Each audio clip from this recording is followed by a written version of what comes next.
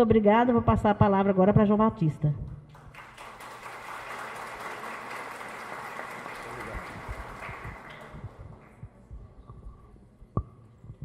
Boa noite. Eu desejo agradecer às minhas colegas inspetoras escolares, a Sandra, a Gilca e a Paula, que me fizeram um convite muito gentil em Diamantina, ocasião em que eu ministrei esse mesmo curso, para que comparecesse aqui a Capelinha. É uma alegria estar aqui. Gosto muito da cidade, estou adorando o clima da cidade.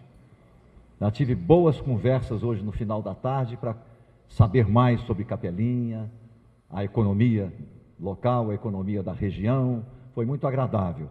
Obrigado pela presença de todos vocês.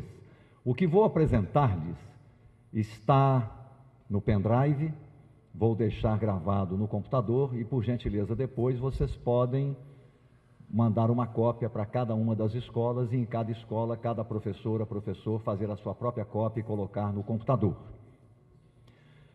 A Base Nacional Curricular Comum é novíssima. A do Ensino Fundamental e Educação Infantil, aprovada pelo Conselho Nacional de Educação no final do ano passado. A do Ensino Médio, aprovada agora, há coisa de um mês, não mais do que isso. Entretanto, já se sabe que o Ministério da Educação e as secretarias estaduais de educação Brasil inteiro estabeleceram o prazo fatal de até o ano 2020 para que todas as escolas e as redes de ensino implementem a Base Nacional Curricular Comum.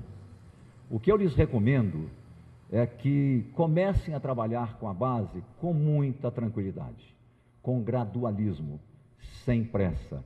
E, sobretudo, não vejam a base como a última e definitiva palavra e a última expressão da verdade e comecem a subestimar o que vêm fazendo e deixem de fazer o que já sabem fazer. Esse seria o pior cenário. A proposta de trabalharmos com a base não significa a suspensão do que já sabemos fazer e especialmente do que fazemos bem.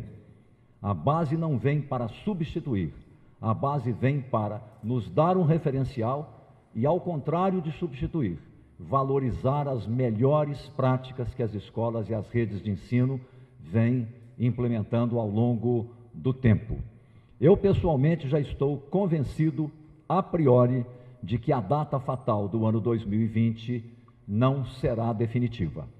Logo, logo, todos chegaremos à conclusão de que nós precisaremos, em louvor da razão, de pelo menos mais uns bons 3, 4 anos para que, com tranquilidade, possamos então transitar da situação atual até uma implementação bem feita da base, associada aos desafios que ela nos propõe, de também criar a nossa proposta curricular por escola, por rede de ensino, como vou explicar daqui a pouco. A Austrália, por exemplo, que realizou neste século, até agora, a mais bem-sucedida construção curricular, decidiu no ano de 2008 iniciar a reforma curricular do país. O consenso formado foi para que os professores de língua inglesa e de matemática iniciassem, com a participação de todos os demais professores, numa perspectiva intra e transdisciplinar, a construção do currículo de matemática e de língua inglesa. Quando é que isto terminou? Em 2015. Foram 7 anos. A construção da Base Nacional Curricular Comum começou em 2013. Teve uma primeira etapa, uma segunda etapa e a terceira e derradeira que terminou agora, no final de 2017. Foram, contando 13 e 17, 5 anos. 13, 14, 15, 16, 17, 5 anos. A Austrália, para trabalhar 2 disciplinas, todos os professores, de 2008 a 2015.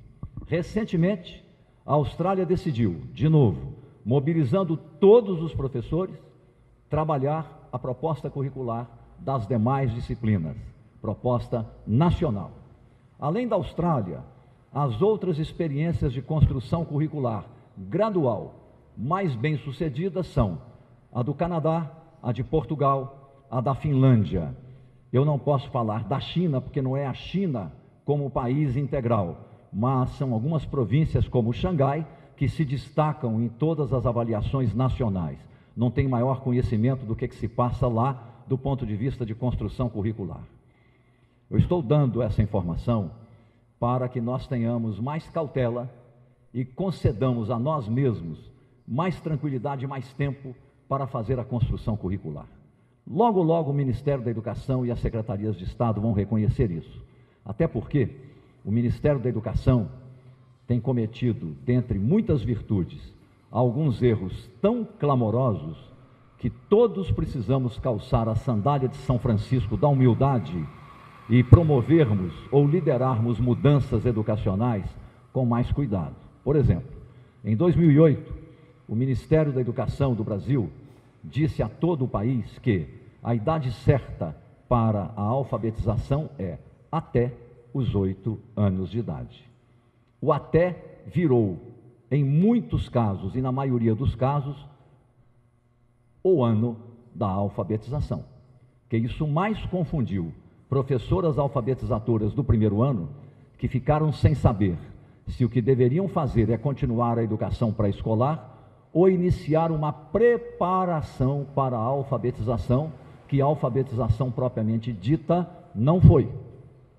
E o resultado é que nós temos hoje, em nome da idade certa até os 8 anos de idade, apesar do PNAEC, que é uma excelente proposta de formação continuada em serviço, a seguinte situação em Minas Gerais, que na década de 90 passou da 5ª posição nacional em qualidade do ensino e do aprendizado para a 1ª posição nacional em 1997 em qualidade do ensino e do aprendizado.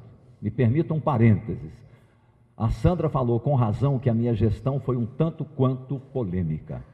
Eu não gosto de deixar as coisas pela metade.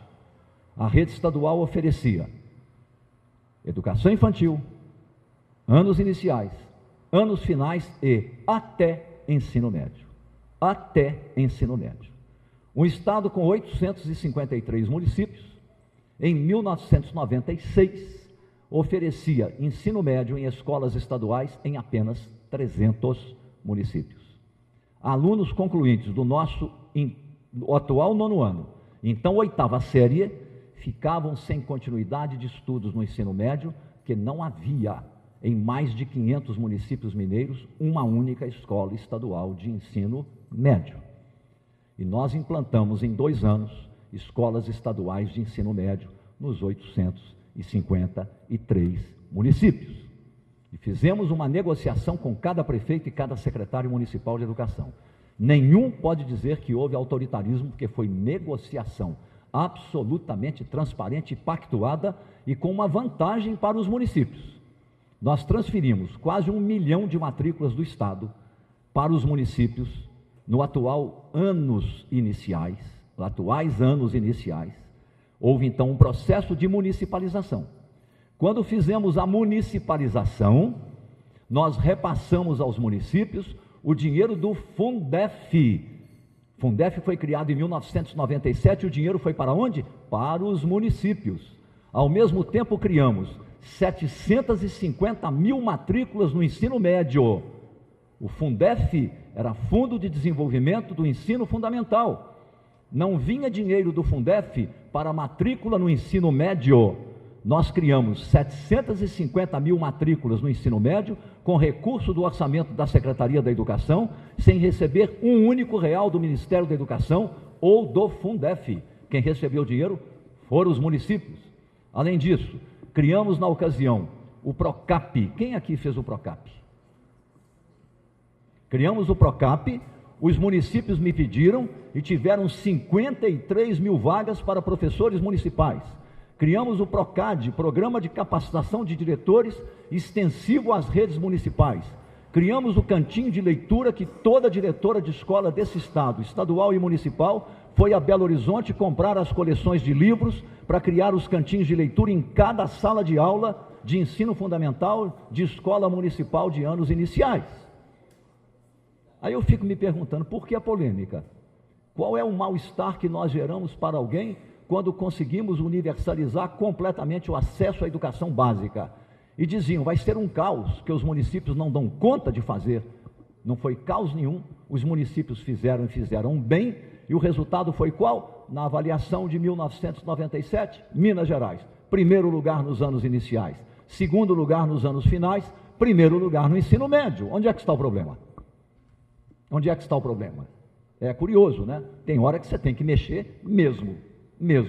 Eu ia lá para ser secretário de Estado, para ficar lá como uma figura majestática, vendo que estava cheio de coisa errada e não consertar. Meu papel era ajudar a mudar. Não fui eu que fiz sozinho. Não fossem vocês, diretores de escola, professores, pedagogos, comunidade, pais, prefeitos, secretários municipais, foi tudo à base do entendimento.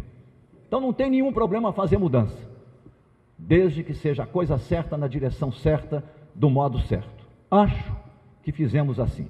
Bem, hoje nós temos esse desafio aí, implementar a Base Nacional Curricular Comum e, no caso do ensino médio, além da base, também implementar a chamada Reforma do Ensino Médio, que foi aprovada em 2017, início do ano, e ela é consentânea à Base Nacional Curricular Comum. A base começa bem. Por quê? Ela não se propõe a ser o currículo nacional. Ela se propõe a ser a base para a construção curricular contextualizada por escola e por rede, e por rede de ensino, municipal ou estadual. Por que ela não se propõe a ser o currículo?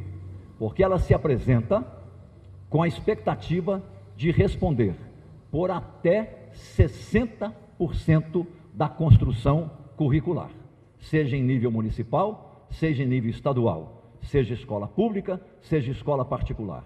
E os demais 40% corresponderia à esfera de autonomia com responsabilidade, para que cada escola e uma rede de ensino, a rede de ensino em cada estado ou em cada município, assumam a responsabilidade compartilhada de, contextualizando na sua situação municipal, subregional, regional ou estadual, a construção curricular complementar.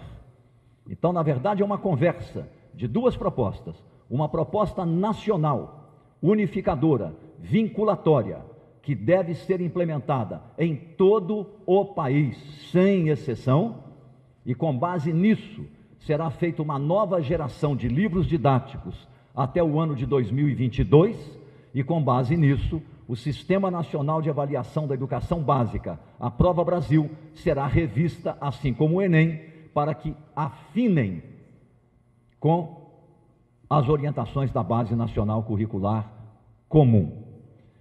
Isso, entretanto, deixa eu ver aqui, Marlon, se eu vou fazer a coisa certa com isso aqui.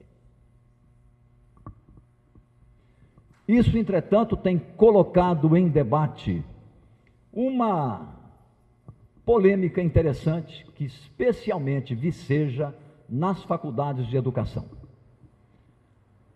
Eu já ouvi em algumas universidades federais onde tenho debatido esse assunto, uma crítica à universalização do currículo. O argumento da universalidade. Precisamos e devemos ter um currículo nacional comum, na verdade uma base, como eu disse, que responde por 60%. Os críticos reivindicam o contrário, que ao invés de uma base nacional curricular comum, nós deveríamos observar muito mais como parâmetro a singularidade, vale dizer, levar em conta cada contexto e cada contexto desenvolver a sua própria proposta curricular, sem um elemento unificador que seria a Base Nacional Curricular Comum. Como é que eu respondo ao argumento da singularidade? Primeiro, que a singularidade não está dispensada, menosprezada ou subestimada na proposta da universalidade, de uma Base Nacional Curricular comum a todas as escolas e redes de ensino. Por quê que não está dispensada ou subestimada? Porque há um espaço de pelo menos 40% da construção curricular entregue à responsabilidade de escolas e redes de ensino em cada município ou em cada estado. Em segundo lugar, Se nós levarmos o argumento da singularidade às últimas consequências lógicas, nós poderíamos chegar ao seguinte ponto: é apenas um argumento lógico dedutivo, ou como a matemática gosta de dizer, um argumento por absurdo, que é o seguinte: se a singularidade é um argumento decisivo, levando isso logicamente às últimas consequências, uma rede de ensino, estadual ou municipal, não deveria ter um currículo unificado, que estaria ferindo a singularidade de cada escola.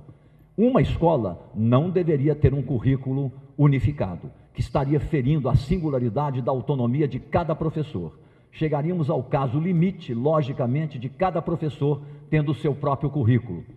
Mas é um pouco o que hoje acontece no Brasil. É o que nós chamamos tecnicamente de currículo oculto. Deixa eu dar um exemplo. Imaginemos que eu seja professor de 5º ano, anos iniciais. Eu vou trabalhar os diferentes gêneros de texto, mas não trabalho o texto poético, porque não tenho afinidade de leitura e cultura com o texto poético. O texto poético é o mais rico, o mais denso, o mais desafiador, o de maior complexidade, o de maior beleza linguística em qualquer língua, porque você diz muito com poucas palavras. Você usa metáfora, você usa elipse, você usa figuras de linguagem, você diz muito com pouco através da metáfora, por exemplo, né? Mas eu não sou leitor de poesia, não tenho esse hábito cultural, portanto eu vou retirar dos meus planejamentos de aula o tratamento da forma textual poética com os meus alunos. Porém, tem um outro gênero de texto chamado alfanumérico. Eu tenho um texto que contém 4 informações que, ao ler, eu vou entender o enredo e associar as 4 logicamente. Mas as 4 estão, por sua vez, associadas a uma tabela e a um gráfico de pizza ou de barras. Se eu não estou acostumado a trabalhar com gênero alfanumérico, porque tenho alguma dificuldade para decodificar a tabela e associar tabela e gráfico e ambos com o texto, eu vou retirar isso do meu planejamento e os meus alunos não vão aprender a ler e interpretar texto alfanumérico. Querem exemplo de texto alfanumérico? Leiam na internet o jornal Folha de São Paulo. Todos os dias a Folha de São Paulo publica na primeira página um gráfico. E não é qualquer gráfico não, é gráfico barra pesada para interpretar, de propósito. Não é o gráfico de barras, nem um gráfico de pizza, que esse você tira de letra. É um gráfico difícil de interpretar, mas todo dia está na primeira página do jornal, desafiando o leitor, né? Na prática, com o meu exemplo, se eu subtrair isso aos meus alunos, o que eu estou ensinando aos alunos? O que eu sei, mas o que os alunos deveriam aprender? O que o referencial curricular diz, aprender também o gênero alfanumérico de texto. Quando eu ensino o que eu sei e não ensino o que eu devo, porque o aluno tem o direito a aprender aquilo, eu estou usando o meu currículo oculto em lugar de um currículo universal. Então, no limite, eu estou praticando um currículo oculto. Por que os nossos resultados no IDEB hoje, que já foram os melhores do Brasil, estão tão ruins? Vamos recapitular. Ensino médio. IDEB de Minas Gerais em 2015, porque não sabe ainda o resultado de 2017. 3,8, numa escala de 0 a 10. IDEB dos anos finais, 4,8, numa escala de 0 a 10. IDEB dos anos iniciais, 6,2, numa escala de 0 a 10. Vamos ver o que isso significa. A Prova Brasil, quando apresenta os resultados, apresenta num gráfico para a matemática, outro gráfico para a língua portuguesa, segundo uma escala de medida chamada escala de proficiência. Lembram disso? Nível 1, nível 2, nível 3, nível 4, nível 5, para os anos iniciais. Daí até o nível 8, para os anos finais. Daí até o nível 10, para o ensino médio. Os alunos do ensino médio, com o IDEB 3,8, segundo a escala de proficiência, isso significa que os concluintes do 3º ano do ensino médio, cerca de 60% deles, apresentam domínio de competências e habilidades em língua portuguesa e em matemática, esperado o domínio de alunos de 12 anos de idade que se encontram no 7º ano do ensino fundamental. Isso significa uma defasagem cognitiva em aprendizados de 5 anos. Resumo da ópera: 60% dos alunos que concluem o ensino médio em Minas Gerais, que não é dos piores estados, tem uma escolaridade caracterizada pelo analfabetismo funcional escolarizado. Vão ser cidadãos? Nunca. Nunca. Não estou falando de responsabilidades, de culpas, não é essa a questão. Estou trabalhando um fato objetivo. Anos finais, IDEB 4,8, na escala de 0 a 10. O que significa isso do ponto de vista estatístico? Significa que 60% ou um pouco mais dos concluintes do ensino fundamental 9º ano, aos 14 anos de idade, apresentam um domínio cognitivo em linguagem e em matemática esperado de alunos de 11 anos de idade matriculados no 6º ano. Defasagem cognitiva de 3 anos. Aí o professor do 1º ano do ensino médio reclama que os seus alunos não estão preparados para prosseguir os estudos, que não tem um domínio básico da língua portuguesa, não tem um domínio básico da matemática. E a mesma coisa se repete na transição do 5º para o 6º ano. Agora vamos ao 6,2, que alguns governos em Minas Gerais, o atual e o anterior, tanto comemoraram, porque Minas, nos anos iniciais, ficou junto com São Paulo em primeiro lugar com nota 6,2. Primeiro tem que ver os resultados anteriores e observar que nós crescemos muito pouco a cada 2 anos no IDEB. Crescemos alguns décimos até chegar a 6,2. 6,2 está em qual intervalo segundo o esquema analítico adotado pelo Ministério da Educação? Segundo o MEC, de 0 a 3 é muito crítico. Maior do que 3 a menor do que 5 é crítico. De 5 a menor do que 6 é básico ou intermediário. De 6 a menor do que 8 é suficiente. De 8 a 10 é avançado. O intervalo de 6 a menor do que 8, se eu for reparti-lo em 3 partes, a nota 6,2 está no terço inferior do intervalo. Terço inferior do intervalo. É um resultado apenas suficiente, quase básico. Mas o resultado é uma média. E matemática, média, é uma abstração. Não significa que todos os alunos, e pode até significar que nenhum aluno ficou exatamente com a nota 6,2. Mas como é a média, portanto, você tem alunos com 9, 8,5, 8, 7,5, 7, 6,5, 6,2. Agora o lado contrário, já que tem que equilibrar, você tem aluno com 6, com 5,5, com 5, com 4, com pouco menos de 4. Você tem lá e cá, e dá a média. Né? Então é um resultado que não é ruim, mas é um resultado problemático. Eu gosto de comparar com o melhor. Quem é o melhor hoje no Brasil? É quem já esteve pior, o Ceará. Ceará hoje é o melhor estado em educação básica e investe em educação por aluno menos do que Minas Gerais investe. O que está acontecendo no Ceará? Começou em Sobral. Eu já li tudo sobre Sobral, já escrevi sobre Sobral e quero passar uma semana lá quando eu puder, não sei quando que eu vou poder, para estudar Sobral dentro das escolas, grupos focais, observando dentro de sala de aula e chegar às minhas próprias conclusões. Mas é notável o seguinte: qual foi o IDEB de Sobral nos anos iniciais, no ano de 2013? Rede municipal, 7,9. Todos nós analistas, que gostamos muito de trabalhar com estatística, estudos comparados, análise comparada, acreditávamos que depois que você passa da nota 7, 7,5, a progressão de crescimento no IDEB desacelera, porque a complexidade aumenta muito, os desafios aumentam demais, então o progresso no crescimento desacelera, você vai quase que de grão em grão até chegar ao 8. Estávamos completamente enganados, segundo demonstrou Sobral. No ano de 2015, o IDEB de 7,9 nos anos iniciais saltou para 8,8, um crescimento de 9 décimos, quase um ponto. Cada filha de lavadeira, cada filha de gari que limpa as praças, cada filha de operário, cada filho e filha de agricultor familiar, cada filho de gente humilde, de pais de baixa escolaridade e baixa renda, cada uma dessas crianças escreve 3 redações por semana, sabe fazer todos os cálculos, resolve todos os problemas, está aprendendo inglês, tem um domínio pleno dos conteúdos, das competências, das habilidades da língua portuguesa, são escritores, são intérpretes, são autores, têm uma excelente oralidade, uma excelente expressão em todos os níveis e aprendem tudo. Sobral e região. Sobral já estendeu as suas bondades para 30 municípios da região.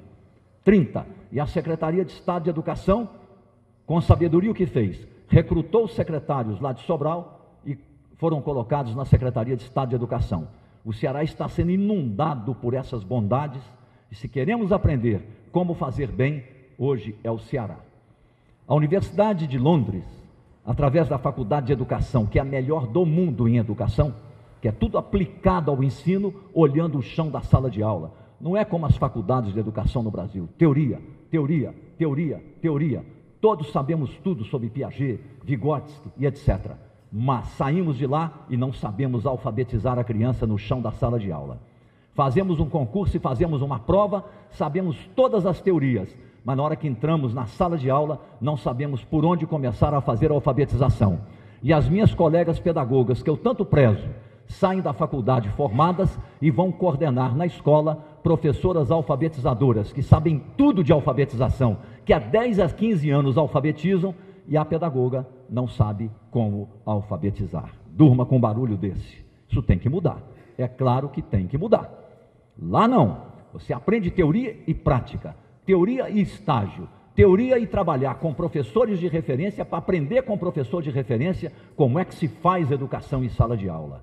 Como é que se aplica a teoria, didatizando a teoria na prática pedagógica, no planejamento de aula, na escolha das sequências didáticas, no trabalho com alunos de baixo desempenho, no trabalho com alunos avançados, como é que faz monitoria estudantil, como é que trabalha em grupo, desafia os alunos, faz o trabalho de pedagogia antecipatória, você propõe o tema, dá as informações, o aluno pesquisa, ele avança e você sistematiza.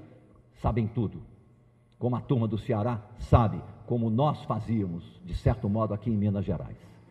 A Universidade de Stanford, que é uma das 5 melhores do mundo, lá da Califórnia, Estados Unidos, lá do Vale do Silício, botou uma equipe de 8 pesquisadores morando em Sobral, para eles fazerem ao longo de muitos anos a chamada pesquisa longitudinal. É quando você acompanha os mesmos alunos e professores ao longo de 5, 8, 10 anos, e você vai observando ano a ano, com uma análise comparada, como é o progresso acadêmico do aprendizado desses alunos. Estão lá 8 professores de Stanford, um convênio da Secretaria Municipal de Sobral, com uma das 5 melhores universidades do mundo. A diretora da Faculdade de Educação da Universidade de Londres foi lá, deu uma entrevista dizendo: vocês falam muito aqui no Brasil, praticar a educação do primeiro mundo, a Finlândia, a Austrália, Portugal, a França, o Japão, certas regiões da China, o Canadá, mas o primeiro mundo está aqui entre vocês no Brasil. Aonde? Vão lá em Sobral.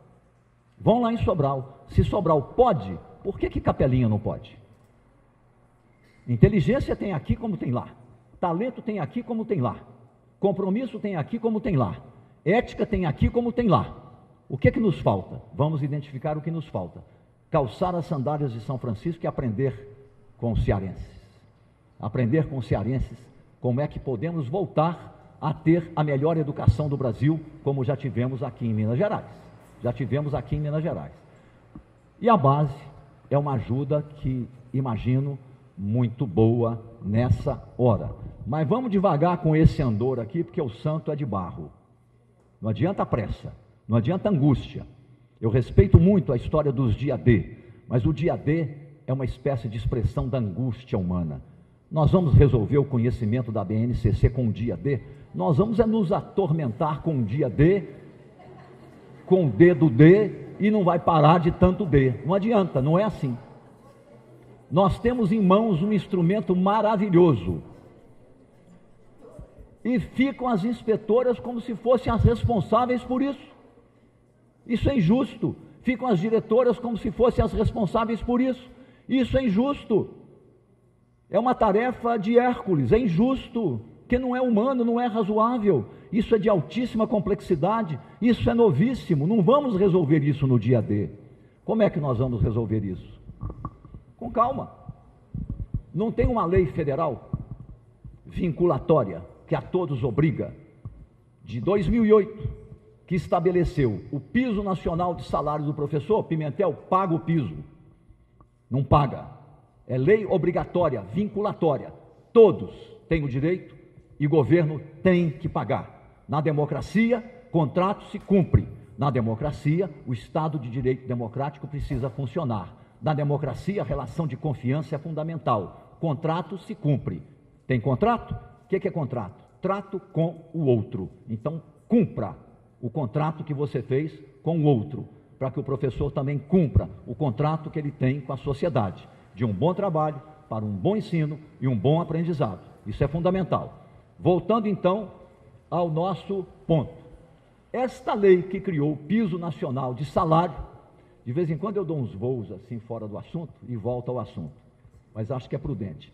Também estabeleceu a reorganização da jornada semanal de trabalho do professor. Agora eu vou puxar a orelha de vocês. 2/3 da jornada em sala de aula. Se a jornada é de 24 horas, 16 horas lá dentro da sala de aula. E as outras 8 horas? Não é férias, não. É trabalho contratualizado pelo qual há uma remuneração dentro da jornada de trabalho semanal. Agora vamos organizar essas 8 horas de maneira razoável. Não tem um intervalo de 20 minutos todo dia entre a terceira e a quarta aula? 5 intervalos nos dias úteis são 100 minutos, 1h40. Eu subtraio de 8 horas, sobram 6h20 de trabalho. Razoabilidade. Levem 2h20 para casa, para consultar a internet, atualizar os dados, atualizar a informação, fazer os registros. Nunca mais ninguém vai dizer, estou levando o trabalho para casa e não sou remunerado pelo trabalho que eu faço em casa. Agora não é fato. Faltam 4 horas devidas pelo professor. 1 hora vai ter uma entrevista individualizada com o pedagogo que o coordena. Trocas culturais, trocas afetivas, trocas metodológicas, revisão de planejamento semanal de aula, que alunos estão aprendendo, que alunos não estão aprendendo, como deve ser a intervenção e assim por diante. E 3 horas, que faltam das 8, formação continuada em serviço. Na formação continuada em serviço, que vocês dispõem de 3 horas remuneradas para fazê-la fora do horário de aula, em que momento é uma negociação por escola, vocês podem ler, discutir, fazer seminários vagarosamente sobre a Base Nacional Curricular Comum, ler os comentários, as críticas que defendem, as críticas que não defendem, ter uma visão geral e começarem, com base no gradual domínio do que é trabalhar com competências e habilidades, começarmos a experimentar a elaboração de planejamentos semanais de aulas baseados em habilidades e levar à sala de aula e discutir entre nós. Por exemplo, vocês vão ver daqui a pouco que a base insiste muito na ideia de protagonismo do aluno.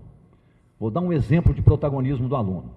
Há uma pesquisa feita pelo Ministério da Educação, coordenada pelo esqueci o sobrenome, Francisco, foi presidente do INEP, enfim. Ela chama-se O Efeito Escola. Se vocês entrarem no site do MEC e colocarem lá INEP, Instituto Nacional de Estudos e Pesquisas Aplicadas em Educação, INEP, e escreverem na procura, na lupa, efeito escola, vai aparecer pesquisa inteirinha. Para mim, a pesquisa mais genial aplicada à educação já feita no Brasil. Ela mostra, dentre outros fatores, quais são aqueles que mais impactam, formando um feixe de causas no melhor aprendizado do aluno. Formação continuada de diretores tem um peso enorme, e pedagogos. Formação continuada de professores tem um peso menor do que a formação continuada de diretores. Entretanto, o professor que domina a norma culta do currículo e planeja com base no currículo e cumpre a promessa curricular tem um peso muito maior do que a formação continuada, porque é uma consequência de uma boa formação. E a quarta variável, que tem o maior peso dentre todas, é passar e corrigir em sala de aula, na forma de painéis de discussão, o para casa, se possível, todo dia. E a escola brasileira abdicou de passar o para casa. Quando tiver o tempo integral, é para escola, feito na própria escola. O que é passar o para casa? Você passou o para casa. Você chama todo dia, 4 alunos aqui na frente. Júlia, assentados, formando um marco. Leia o cabeçalho da questão número 1. O que é cabeçalho, professor? Explica, o comando da pergunta. Todo mundo entendeu o comando da pergunta? Que tem aluno que erra a resposta porque não entendeu o comando da pergunta. Então tem que entender o comando da pergunta. Opções A, B, C, D. E a Júlia mostra magistralmente que a resposta certa é a A, argumenta e demonstra por quê. Ótimo. Agora eu passo para o aluno Pedro. Todo mundo está achando que o Pedro agora vai fazer a mesma coisa com a pergunta número 2. Se eu fizesse a mesma coisa como professor e chegasse à pergunta número 3, a sala ia cair num tédio mortal, porque mais do mesmo 4 vezes todo dia, ninguém suporta. Mas eu vou surpreender. Pedro, Júlia demonstrou que a resposta certa é a letra A. Confirme que Júlia está certa e prove isto demonstrando que a alternativa, por exemplo, B, é falsa. Ele vai fazer um argumento lógico para demonstrar a verdade de A mediante a negação de B, que é uma alternativa falsa. Isso é uma habilidade lógica e cognitiva de mais alta ordem. É demonstrar a verdade de pela negação do outro que é falso. Claro, eu como professor não estou acostumado a trabalhar dessa maneira, que além do mais é muito divertida e cria no ambiente da sala de aula uma tensão psíquica muito interessante, que fixa a atenção de todos os alunos e todo mundo quer participar daquilo que logo, logo vai virar um jogo. Como é que eu aprendo como professor a fazer isso? Junto com vocês, na nossa reunião de horas de atividade de estudo, nós vamos fazer uma simulação.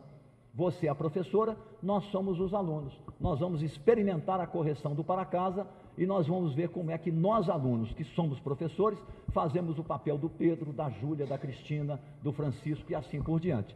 Treinamos, divertimos um pouco e começamos a aplicar isso em sala de aula. Se deem o direito de errar, mas experimentem e me digam depois de um mês, com para casa passado, vou diminuir 3 vezes por semana com grupos de discussão.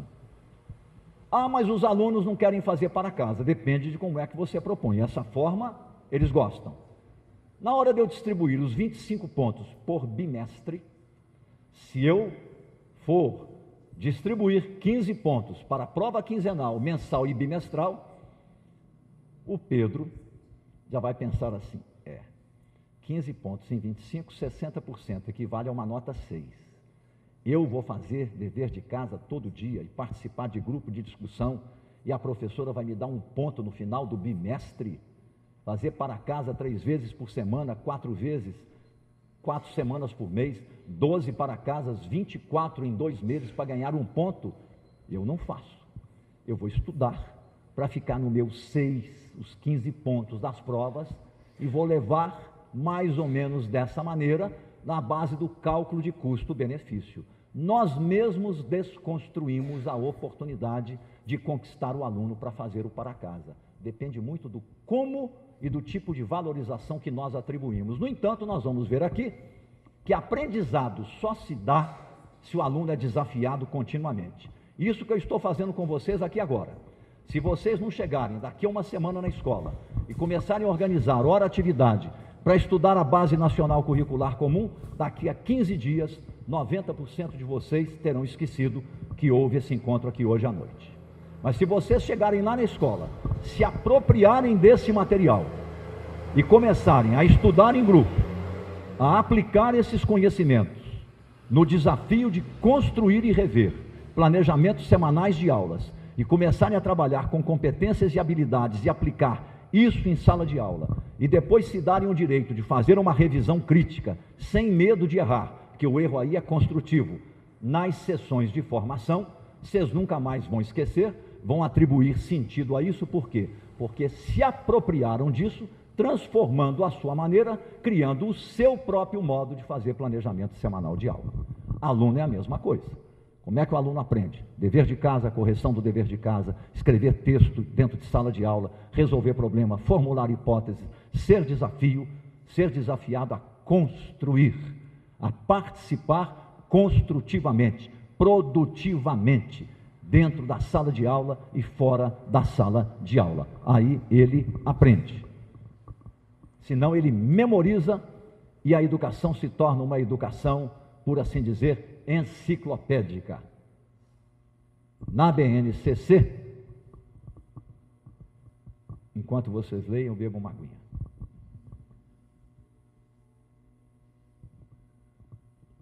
Os conteúdos curriculares estão a serviço do desenvolvimento de competências. Nós vamos explorar agora um pouquinho a ideia de competências. É um pouquinho complicada, mas nós vamos resolver bem. Segundo a LDB, artigos 32 e 35, na educação formal, a nossa, os resultados das aprendizagens precisam se expressar e se apresentar. Olhem os verbos no infinitivo. Como sendo a possibilidade de utilizar o conhecimento em situações de aplicação e de decisão. Crianças e adolescentes não aprendem por via teórica, abstrata. Assimilam, compreendem conceitos, sobretudo quando têm a oportunidade de aplicá-los na resolução de desafios ou de problemas. A capacidade de aplicação e de operacionalização em situação de desafio se dá o nome de competência.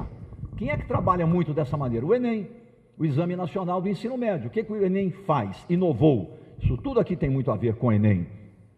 O Enem convida os professores a saírem cada qual da sua caixinha disciplinar. Convida os professores a transitar de uma caixinha para outra. A física trabalhar com a química, a física trabalhar com a matemática, a biologia trabalhar com a química, a língua portuguesa com a língua inglesa, a geografia com a história, a educação física com a matemática, por que não? E assim por diante. Essas possibilidades de cooperação e intercâmbio interdisciplinar. O tempo inteiro isso é proposto. O Enem tem 5 competências troncais, inter e transdisciplinares, das quais derivam 21 habilidades gerais.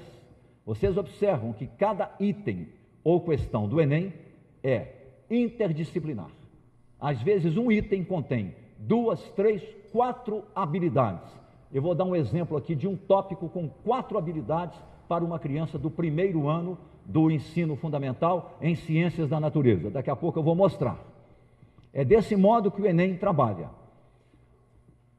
A primeira competência do Enem, para citar uma, diz o seguinte, sobre o aluno concluinte do terceiro ano do ensino médio, que o Enem aplica-se ao ensino médio.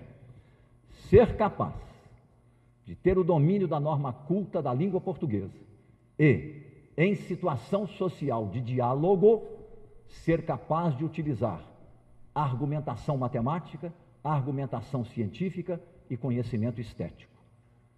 É pedir muito? Aparentemente é. Só que este aluno que está concluindo o ensino médio, ele estudou 9 anos de matemática, 9 anos de ciências, 9 anos de artes no ensino fundamental. No ensino médio, mais 3 de matemática, 3 de física, 3 de biologia, 3 de química.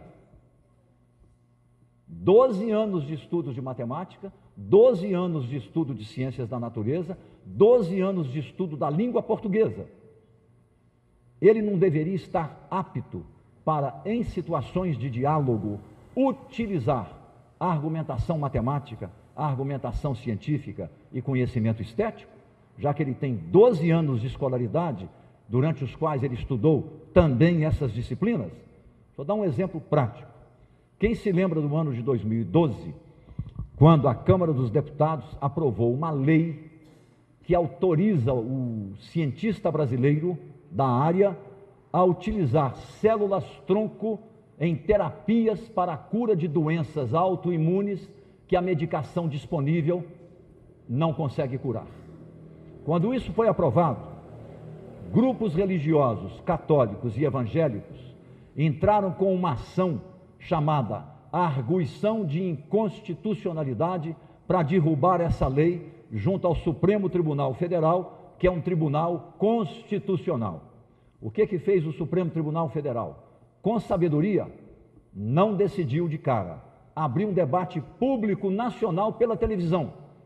Durante 6 meses, os religiosos, evangélicos e católicos e outros apresentaram seus argumentos à exaustão junto ao Supremo Tribunal Federal, dizendo que os cientistas estavam tentando fazer a imitação de Deus, substituir Deus e invadindo a sacralidade do corpo e da vida humana para reinventar a vida humana de modo artificial. Com todo respeito a tais argumentos, faltou a eles perguntar aos mortais que padecem dessas doenças qual é a solução. Em seguida foram ouvidos os cientistas que argumentaram de maneira secular, lógica e puramente científica em defesa de o Supremo Tribunal Federal decidiu por unanimidade em favor dos cientistas. A lei foi aprovada.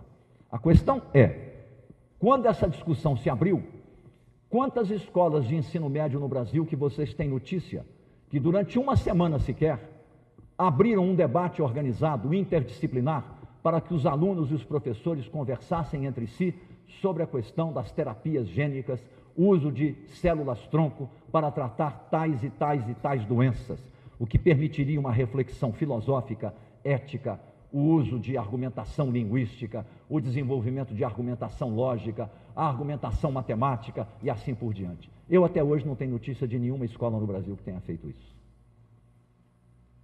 Portanto, como é que fica a competência número 1 do Enem?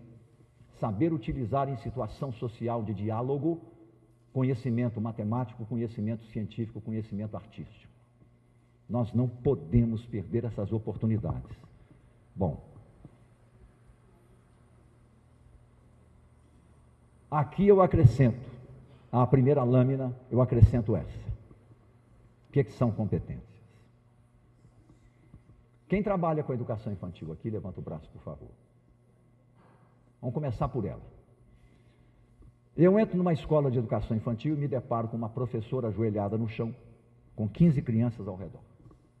Aquela quantidade de objetos, de 5 cores, de 5 formas geométricas, de 5 texturas diferentes, liso, áspero, o que seja, e de 5 materiais diferentes. Cartão, metal, plástico e assim por diante. Nada cortante, nada que machuque as crianças. Aparentemente é só uma brincadeira, e tudo é num ambiente de brincadeira.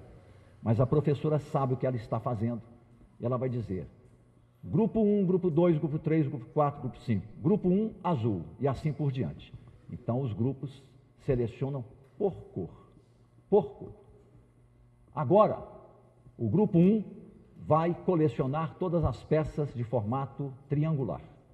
O grupo 2, todas as de formato quadrangular, e assim por diante. Agora o grupo 1 vai selecionar todas as peças retangulares que têm a textura áspera, o 2 a textura lisa, de modo que você combina as seguintes qualidades desses objetos: cor, forma geométrica, tipo de material, textura e eventualmente alguma outra que está me escapando aqui agora. O que os alunos estão fazendo em uma situação como essa? Eles estão exercitando um conjunto de competências cognitivas do tipo apontar, identificar, diferenciar, assemelhar, classificar, hierarquizar e correlatas. O que são competências? São operações mentais da inteligência, por meio das quais o sujeito intencional, quem? O adulto? Não, a criança. Operações mentais da inteligência, por meio das quais o sujeito intencional, a criança, por exemplo, de 2 anos, identifica e nomeia objetos, relaciona diferentes objetos nesse espaço entre si, identifica e nomeia pessoa ou pessoas, relaciona pessoas e objetos nesse espaço, identifica esse espaço e narra, nomeando os objetos, as pessoas, a situação, no tempo, quando, agora, e no espaço, qual? Esse espaço. Quem faz isso? A criança de 2 anos e meio, de 3 anos de idade. É pouco? Vocês já imaginaram, tomando no infinitivo o verbo, quantas operações mentais da inteligência a pessoa fez ao fazer isso? Quando a pessoa nomeia, a criança nomeia a cadeira, no começo ela não sabe o que é a cadeira, nem que cadeira existe, e muito menos a sua utilidade. Quando ela vai convivendo no dia a dia com a audição do vocábulo cadeia, a indicação por alguém de que cadeira é isto aqui, ela vai logo perceber que ela serve para se assentar. Ela vai perceber que tem cadeira de plástico, cadeira de madeira, cadeira de pano, cadeira de metal, cadeira que tem uma perna só, que tem duas, que tem três, igual uma centopeia que tem milhares, cadeira bonita, cadeira feia, até um ponto que ela dispensa a percepção visual, tátil, a presença física da cadeira e começa conceitualmente, pelo puro uso abstrato da linguagem, a usar a nomeação da cadeira, a descrição da cadeira, o vocábulo cadeira numa frase, numa conversa social com outra criança ou com outra pessoa, sem que haja cadeira no espaço.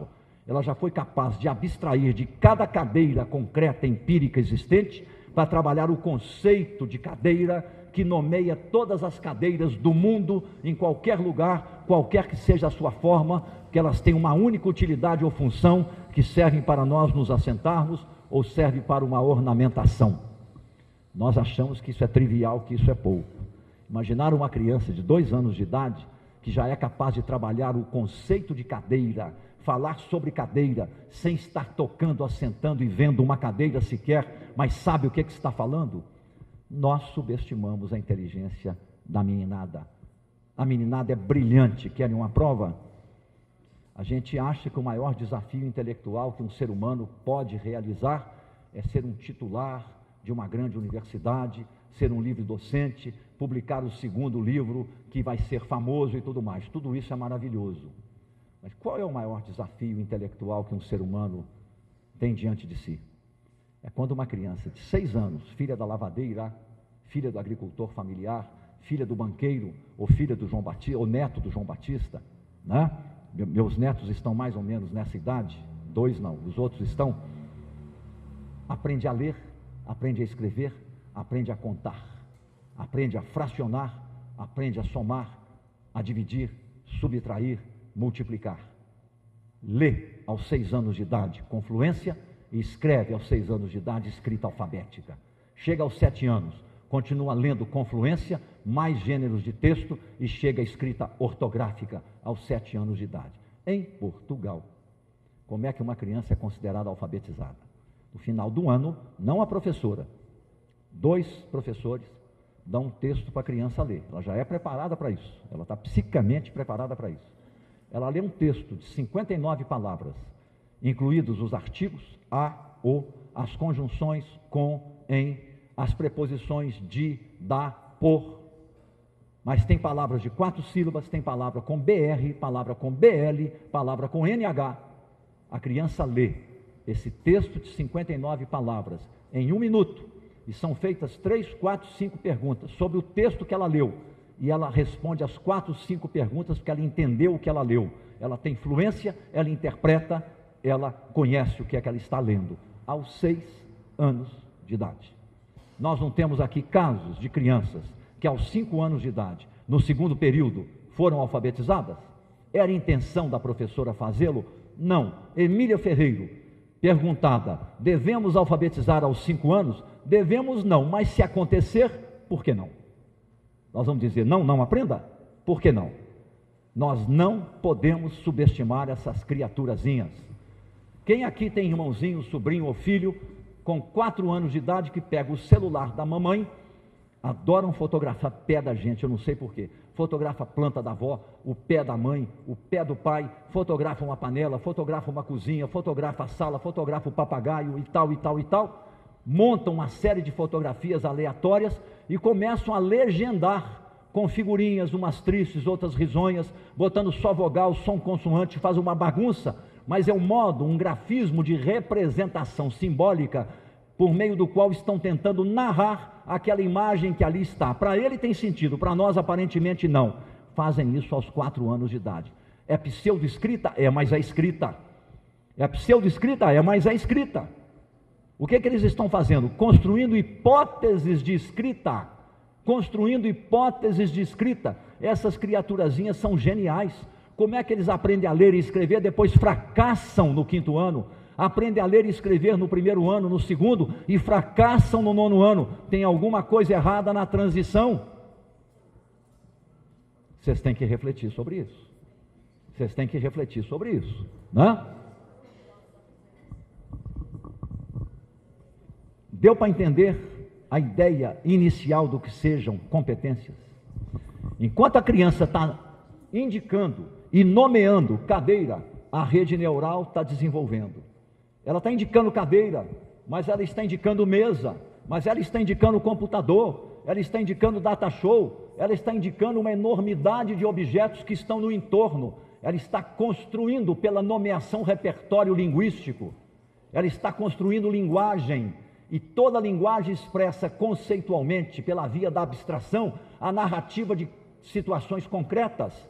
A criança vai aprendendo a dispensar o objeto concreto para falar dele, sem a presença dele, através do símbolo, que é a palavra da nomeação do símbolo. Criança é capaz disso. É por isso que ela se alfabetiza aos 6 anos de idade, quando ela é estimulada corretamente. E além do mais, no útero materno, ela já está em letramento, ouvindo música, aprendendo o sentimento do pai, aprendendo o sentimento da mãe, aprendendo o sentimento da avó. Os sentimentos são comunicados também quando a criança está na situação uterina.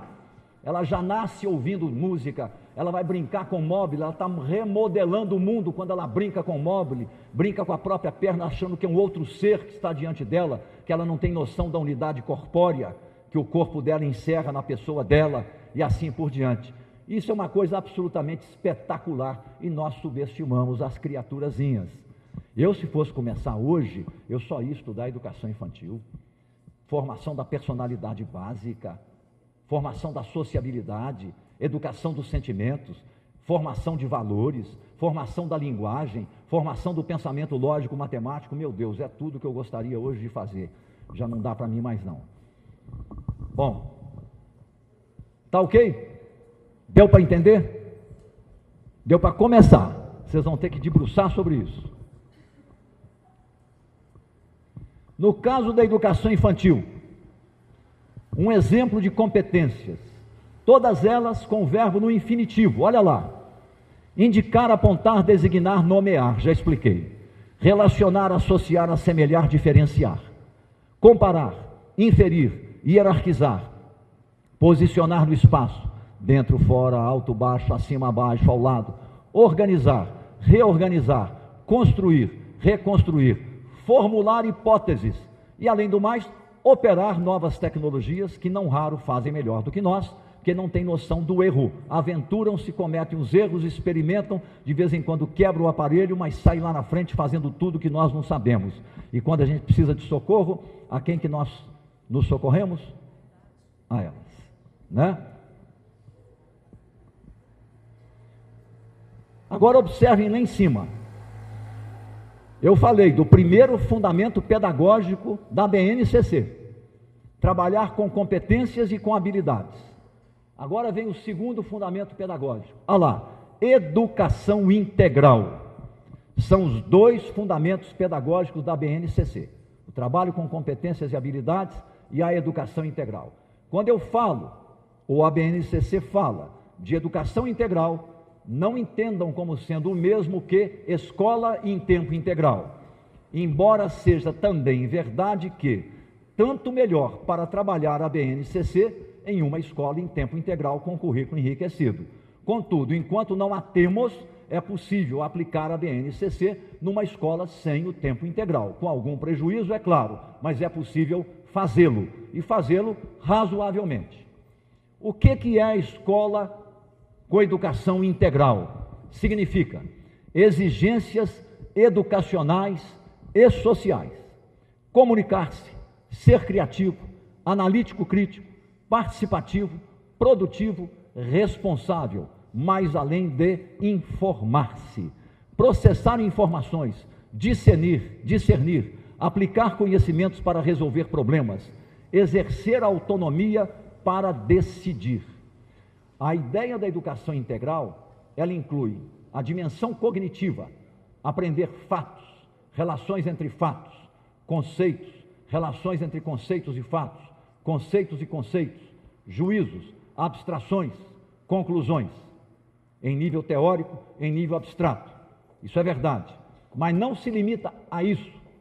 A educação integral também é uma educação para a vivência estética, para a educação dos sentimentos, para o aprendizado e a vivência de valores, para padrões de sociabilidade civilizatórios, democráticos, orientados segundo a paz como um valor, a solidariedade como um valor, a compaixão humana como um valor, o sentimento de justiça como um valor, a busca da verdade, qualquer que seja ela, mas uma busca como um valor, a cooperação como um valor, a responsabilidade individual e social como um valor, o aprendizado de que eu tenho opções, ainda que limitadas, eu posso fazer escolhas porque sou livre e a liberdade é o fundamento da moralidade.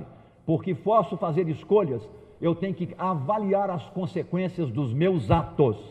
A diferença do adulto para o adolescente é que ele ainda não pondera, não sopesa, não prevê, não avalia adequadamente as consequências dos próprios atos. Por isso mesmo que ele acha que a liberdade dele é uma liberdade ilimitada, enquanto que nós adultos aprendemos que a liberdade que temos são escolhas pelas quais nós respondemos segundo um senso de responsabilidade individual e social, porque entendemos perfeitamente a existência do outro ao lado de nós, coisa que às vezes o adolescente ainda não percebeu, se percebeu, não compreendeu, se compreendeu, não internalizou. Então ele chega lá, por isso que ele dá tanta cabeçada, mas é próprio, é uma fase de transição. É isso que se quer numa escola.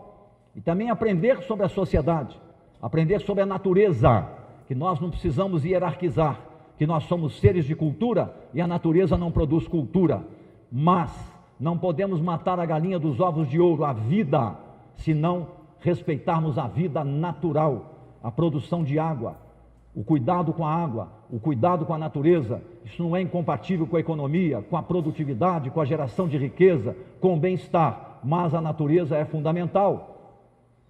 Isso é absolutamente indispensável. Isso é uma formação de valor também, um gesto de elegância, um gesto de humildade diante da natureza também faz parte. Onde vamos aprender isso? Hoje, sobretudo na escola. E também vamos aprender que a vida humana, a condição humana é a condição da pluralidade, é a condição da diversidade. Nós temos crianças, temos adolescentes, temos jovens, temos adultos, temos idosos.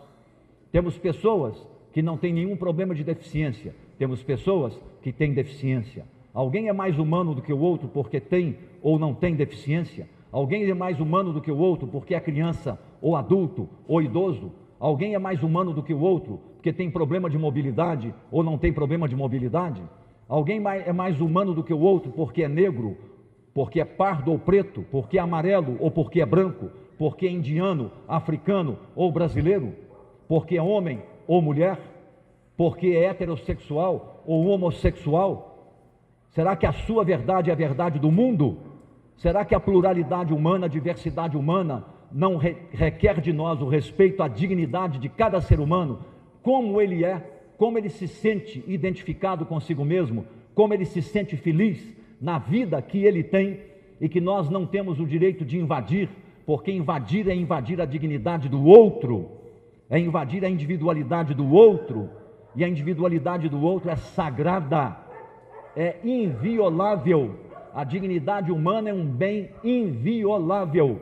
Nenhum de nós tem o direito de julgar o outro por qualquer tipo de preferência que seja, desde que não cause dano ao outro.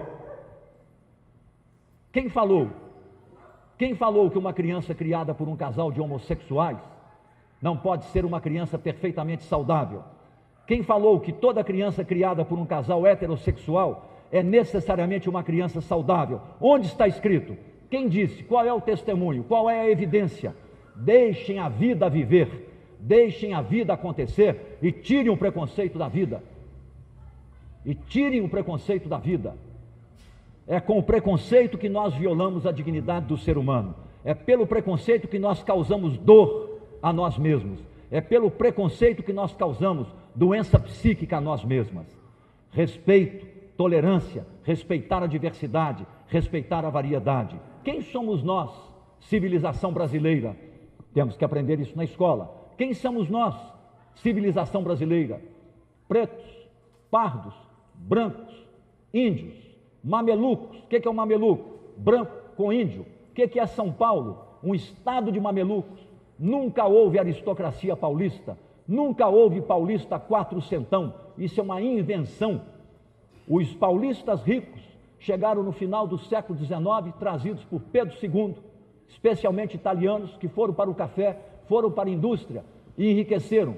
E as 3 primeiras décadas do século XX, nunca houve aristocracia paulista quatrocentona. Ao contrário, até o século XIX, São Paulo era um lugar de mamelucos, índios e brancos. O que foi a Guerra dos Emboabas em Minas Gerais? Os paulistas, quem eram eles? Índios e mamelucos, que vieram extrair ouro em Minas e brigaram com os comerciantes portugueses, os emboabas. Perderam a guerra, foram e fundaram Paracatu. Acabou o ouro, foram e fundaram Goiás Velho. Acabou o ouro, foram e fundaram Cuiabá. Acabou o ouro, foram morrer lá no Guaporé, atual Rondônia, comendo tartaruga.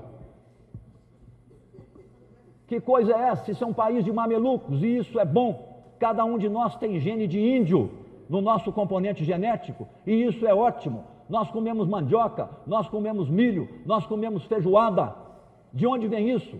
Nós cantamos samba, nós dançamos o axé, nós dançamos o baião, nós tocamos o chorinho. De onde vem isso?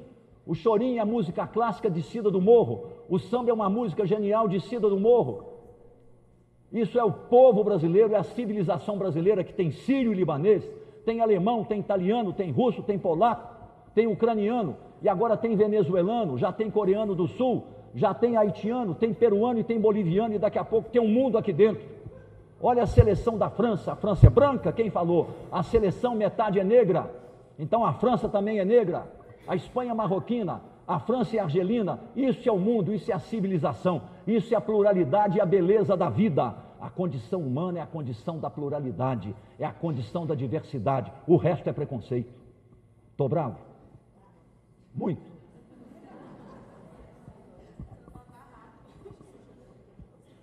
Bom, não vou ficar mais. É pedir muito, pedir isso à nossa escola? Vocês todos não estão de acordo com isso, que a vida deve ser assim?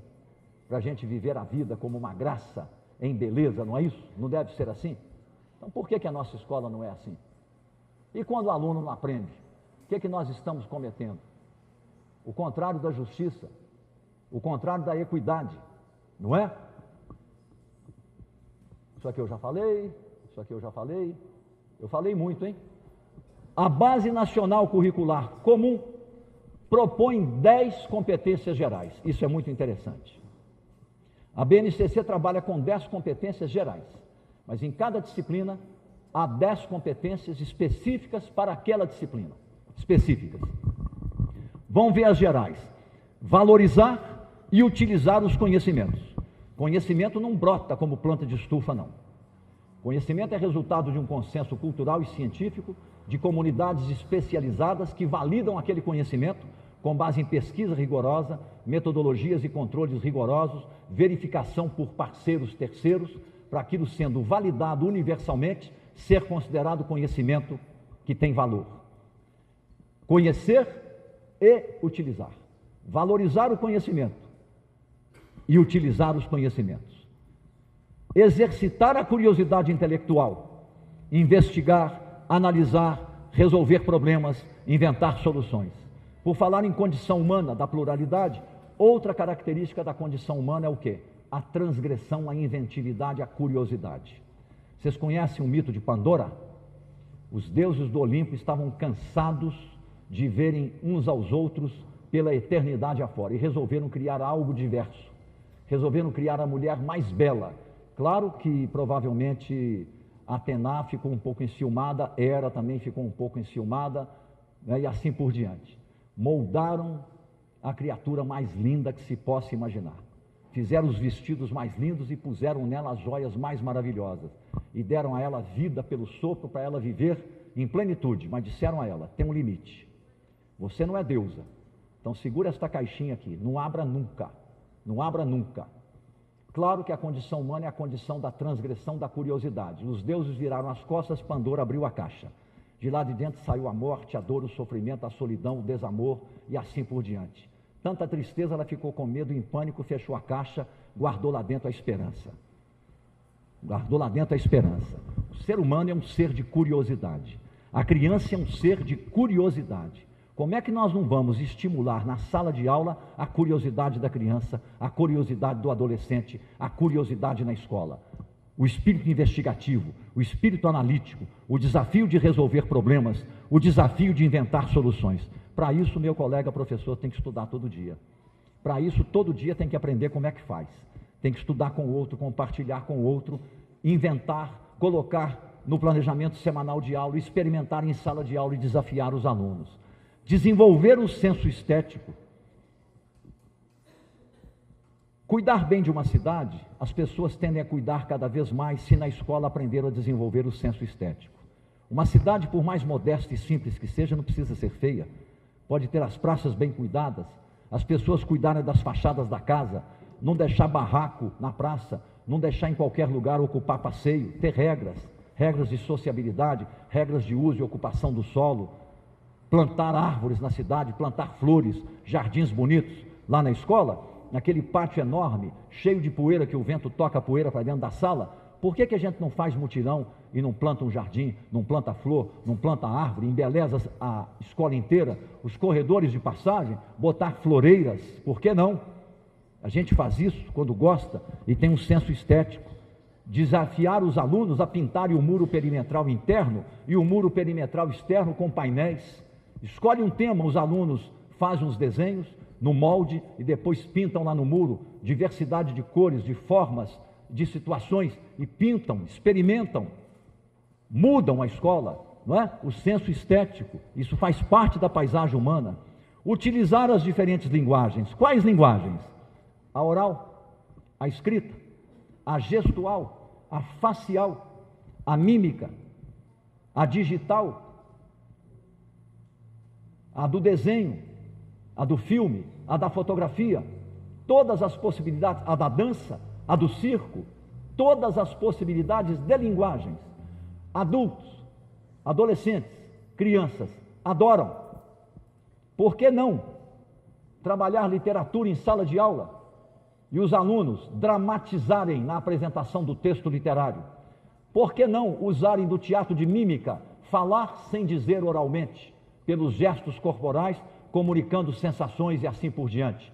Desenvolver as várias linguagens e estimular as crianças a fazê-lo. Utilizar tecnologias digitais, o celular, o data show, o computador, os recursos gráficos do computador, o audiovisual, a digitalização e assim por diante. No mundo contemporâneo, a vida é assim. Daqui a pouco não tem mais agência bancária. Pobre ou rico, todo mundo vai operar conta bancária e coisas desse tipo pelo celular. Daqui a pouco não tem mais o emprego de, como é que chama esse que trabalha no posto de gasolina? Frentista. Infelizmente vai acabar. Vai ser como no mundo inteiro já é. Você chega e passa o cartão e ponto final. Daqui a pouco não vai ter caixa de supermercado. Já há nos Estados Unidos supermercado que você entra, cadastra o chip, você compra o que você quiser e enche lá o carrinho à vontade. Pelo movimento das batatas, os sensores já captam o volume e calculam, já tem o preço. Quando você passa, não tem caixa, ninguém te cobrou nada. Chega a conta no final do mês, do cartão de crédito, pelo correio, com a conta certinha de tudo que você levou no seu carrinho e colocou no carro. Não vai ter mais a profissão de caixa de supermercado e assim por diante. 80% das profissões conhecidas irão desaparecer, dizem, nos próximos 20 anos. Irão surgir muitas outras que nós ainda não conseguimos sequer imaginar. Isso não é bom nem ruim, isso é viver. E viver não é perigoso, não é perigoso. O compadre meu, Quelemem, lá do Guimarães Rosa, do Grande Sertão Veredas, dizia, viver é muito perigoso. Mas o outro terminou a dizer, não, o diabo não há, o que há é o homem humano, travessia, vida, né? É assim que Guimarães Rosa termina o Grande Sertão. Valorizar a diversidade de saberes e entender as relações próprias do mundo do trabalho. Os jovens do ensino médio Por que não podem aprender contabilidade, empreendedorismo, plano de negócios? Por que não? Olha o povo da agricultura familiar, que é um espetáculo. Se os filhos dos agricultores familiares tiverem noção de contabilidade, plano de negócios, conhecimento para uso de novas tecnologias na agricultura familiar, o pai fica velho, o jovem, em vez de ficar na cidade desempregado, ele volta à agricultura familiar, leva novas tecnologias, a irrigação usando por gotejamento o computador, a energia solar e assim por diante, plantar orgânicos e vender os orgânicos, assumindo os conhecimentos, levando os conhecimentos, usando as tecnologias, e isso é bom, prospera, tem trabalho, tem renda, ajuda os pais, desenvolve a agricultura familiar, põe comida na mesa do brasileiro e assim por diante, empreende, caminha com as próprias pernas e vai em frente. Argumentar com base em fatos e informações confiáveis. Ô coisa atual, o fake news. O que é o fake news? É o que dispensa o fato, é o que dispensa a evidência, é o que dispensa a prova, é o que dispensa o bom argumento, é o que dispensa o diálogo. Você dispensa tudo e fixa o que você acha, ainda que aquilo que você acha seja um preconceito, seja uma calúnia, seja uma inverdade. Você põe, circula na rede social, causa um dano enorme às pessoas, viola a dignidade das pessoas e a vida continua. Não é muito importante que reflitamos sobre isso na nossa escola hoje? Conhecer-se, apreciar-se, reconhecer suas emoções e as dos outros, com capacidade para lidar com elas e com a pressão do grupo. Se alguém é infeliz e o desafora, o desacata, o ofende moralmente com palavras, se você reage intempestivamente, perde o controle e o agride, você é o errado. Não significa oferecer o rosto ao outro, significa ter prudência, discernimento, refletir, não se deixar tomar totalmente pelas emoções. Nós somos humanos e nos emocionamos, mas saber responder a situações desse tipo de um modo equilibrado. Isso não é evidência de coragem. Coragem de galo de briga é coragem burra, porque um morre. Coragem é coragem moral. Coragem são as escolhas que nós fazemos. Coragem são os exemplos que nós damos. Coragem são os riscos que nós corremos em louvor da vida. Isso é coragem. Isso é coragem. A outra é coragem de onça. E nós não somos onça, né?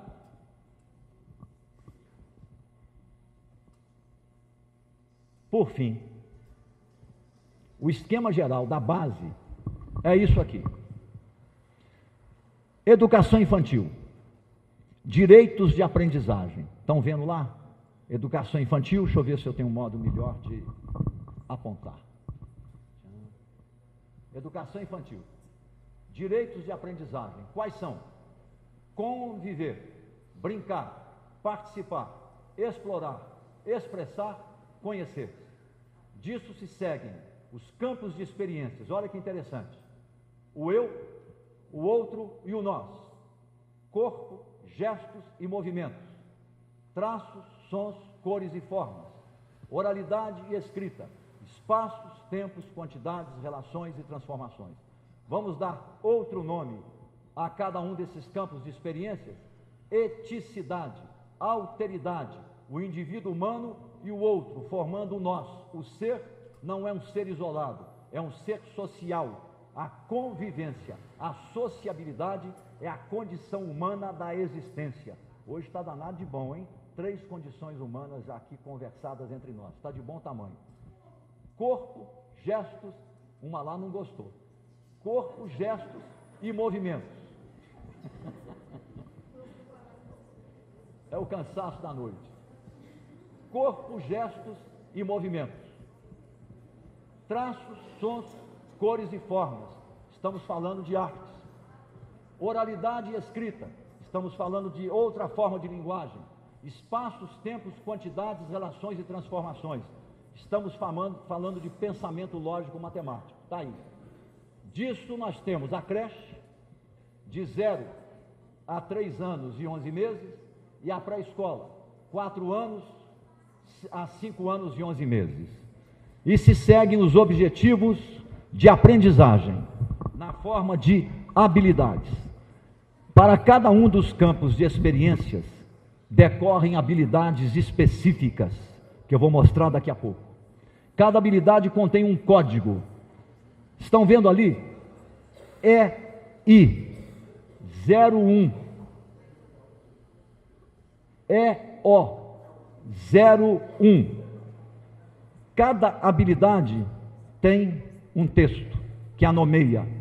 Ao invés de você escrever cada texto no seu planejamento semanal de aula, você escreve o código. Vamos ver como é que a BNCC codifica. Educação infantil é aquele EI. Creche, primeiro ano, é o 01 primeiro. EO é eu e o outro, do campo de experiência. 01 no final é a primeira habilidade. É dessa maneira que temos a nomenclatura codificada dentro da Base Nacional Curricular Comum. Vamos ver agora o ensino fundamental. Áreas do conhecimento, linguagens, matemáticas, ciências da natureza e humanas. A única diferença de anos iniciais e finais é que a BNCC fixa a obrigatoriedade da língua inglesa a partir do 6º ano, o que me parece um equívoco. Deveria ser a partir do 1º ano. A melhor idade para crianças aprenderem línguas estrangeiras é a partir dos 4 anos de idade. Crianças europeias falam 3 línguas. Eu trabalhei na Amazônia, na selva, na fronteira de Rondônia com a Bolívia. Os índiozinhos e as indiazinhas atravessavam o rio Guaporé, já era o Mamoré, de canoa, da Bolívia para o Brasil, e falavam 3 línguas, o tupi-guarani, o espanhol e o português. As indiazinhas, os índiozinhos, pequenininhos assim, ó, vinham de canoa remando aquele rio daquela largura lá. Enfim, unidades temáticas definem um arranjo dos objetos de conhecimento. Que são os objetos de conhecimento? Conteúdos, conceitos e processos, que relacionam diferentes habilidades. E as habilidades expressam as aprendizagens essenciais que devem ser asseguradas. Deixa eu dar exemplos para vocês. Exemplos de habilidades e um mapa de planejamento de aula. Estamos ali com ciências da natureza, no 1º ano do ensino fundamental. Unidades temáticas, vida e evolução. Objetos de conhecimento, corpo humano e respeito à diversidade. Está dando para ler? Deixa eu apontar. Habilidades. EF 01 CI 02. Me digam o que é isso. O que é o EF? O que é o 01? O que é o CI? O que é o 02? Habilidade número 2. Pronto, vocês mataram a charada. Está resolvido o assunto. Agora vejam o enunciado dessa habilidade, que coisa fantástica. Olha lá. Eu falei que tinha uma habilidade que tinha 4 comandos cognitivos. Vocês lembram disso? Ah, ela aqui. Localizar e nomear partes do corpo humano. Criança do 1º ano. Representá-las por meio de desenhos, que pode ser representar por meio de desenho, está lá o infinitivo, e explicar oralmente suas funções. Olha que coisa talentosa. Uma habilidade contém 4 comandos cognitivos, e as crianças os realizam. Elas localizam, elas nomeiam partes do corpo humano, a cabeça, o corpo, os membros, e depois vão detalhando mais. Elas representam por meio de desenhos, e elas explicam oralmente suas funções, expressando uma capacidade sintética, depois de analisar, sintetizar e expondo organicamente as funções. E fazem isso estando no 1º ano. A maneira típica de uma criança do 1º ano. Vamos ver a outra habilidade, para não esquecerem. Me digam lá o que temos aqui.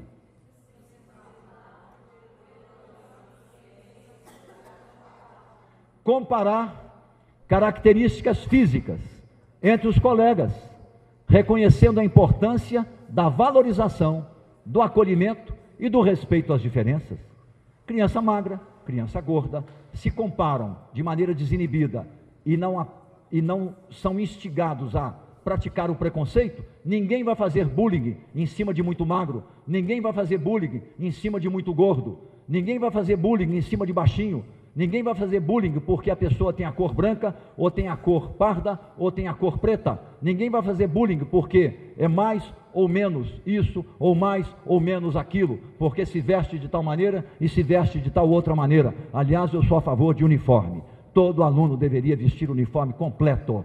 Todo aluno deveria vestir uniforme completo. Todo. E comer a mesma coisa na escola e não ter venda de merenda em escola nenhuma. No meu tempo eu comia, como é que era o negócio?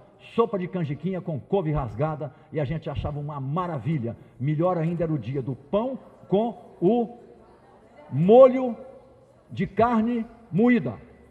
Era uma maravilha. No grupo escolar Barão de Macaúbas, no porão. A cozinha era no porão, era bom demais da conta. E hoje o povo come frango, come bife, come carne daquilo. Ah, mas hoje está uma beleza, hoje está bom demais da conta. Bom, outro exemplo, enunciado de uma habilidade relacionada à história. Vamos lá nos anos finais. Olhem bem aqui, 3 cores: diferenciar, escravidão, servidão e trabalho livre no mundo antigo. Diferenciar, verbo que explicita o processo cognitivo envolvido na habilidade. Estão lembrados do verbo no infinitivo? Ele é que dá o comando cognitivo, sempre. Ali é diferenciar. Tem um complemento: escravidão, servidão e trabalho livre. Complemento do verbo que explicita o objeto de conhecimento contido na habilidade. O que supõe que o aluno já aprendeu o que é escravidão, o que é servidão e o que é trabalho livre. Sabe diferenciar conceitualmente um de outro e do terceiro.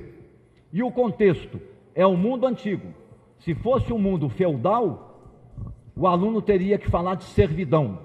Se fosse um mundo antigo como é, ele vai falar de escravidão e de uma forma peculiar de trabalho livre, que era dos mercenários para a guerra e dos marinheiros para fazerem os navios movimentarem. Havia um trabalho livre peculiar, mas a forma padrão de uso da força humana era a escravidão no mundo antigo.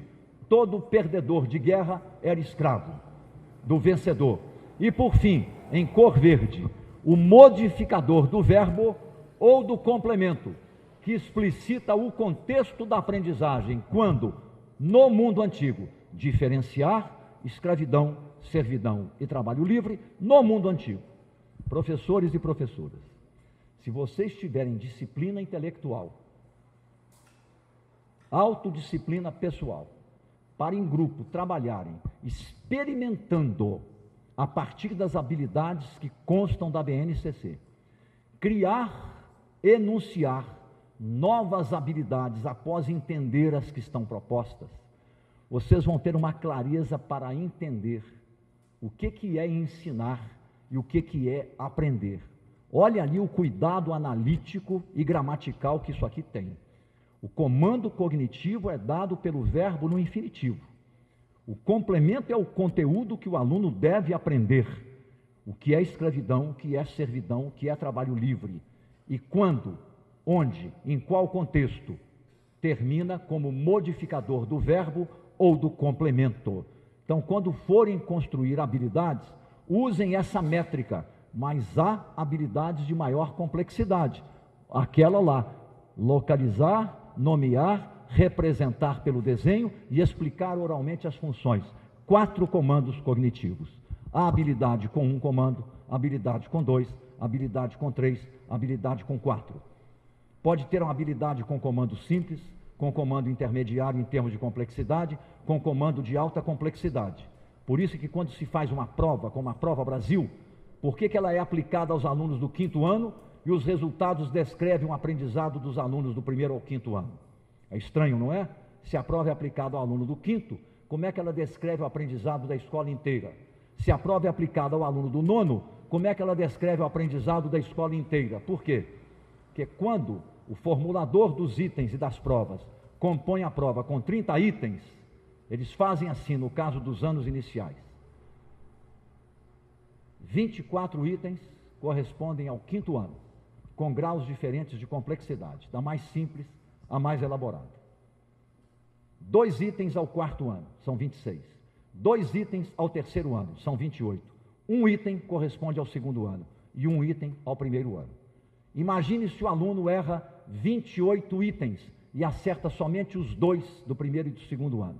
Qual é a conclusão lógica para analisar essa prova? O aluno, aos 10 anos, embora no 5º ano, o domínio de habilidades que ele demonstra corresponde a um aluno de 7 anos no 2º ano. Por quê? Porque ele acertou de 30 somente o 1º e o 2º itens que correspondem ao 1º e ao 2º ano. E errou os 28 que correspondem ao 3º, ao 4º e ao 5º anos.